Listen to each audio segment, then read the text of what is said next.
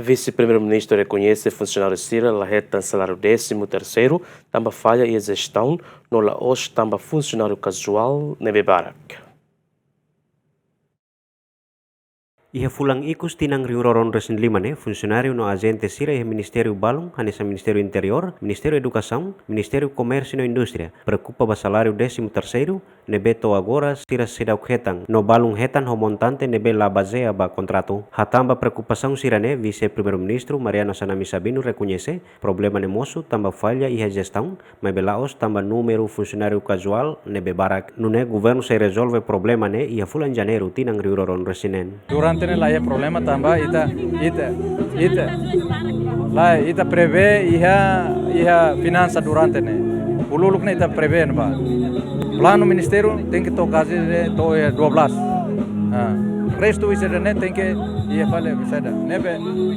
lawan ba agora dau iha ministério ida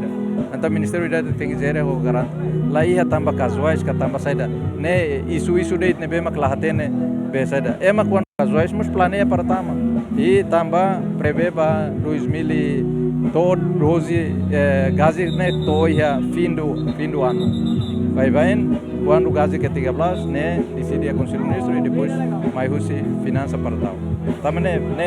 baui na onen ne lá é um problema vai dar. Antes ne liusi encontro Conselho Ministro e lorontolo fulan dezembro ne aprova projeto decreto-lei ba pagamento extraordinário salário adicional fulang idanian ba administração pública. Pagamento extraordinário ba salário adicional ne nudar dalang atu reconhece compromisso no dedicação trabalhador Cira administração pública nebe abrange titular cargo público Cira funcionário agente trabalhador Cira nebe vincula husi lei trabalho nian no contratado Cira administração pública nian ho exceção contratado estrangeiros diploma ne estabelecemos katak processamento se halau durante fulang dezembro riuroron resin 5 no iha caso recurso orçamental la suficiente pagamento tem que for prioridade ba trabalhador Cira o salário que cliu, o montante resto Cira nebe assegura li husi orçamento geral do Estado riuroron resinen. Simão Ximenes, bem-vinda Ximenes, Ziemen.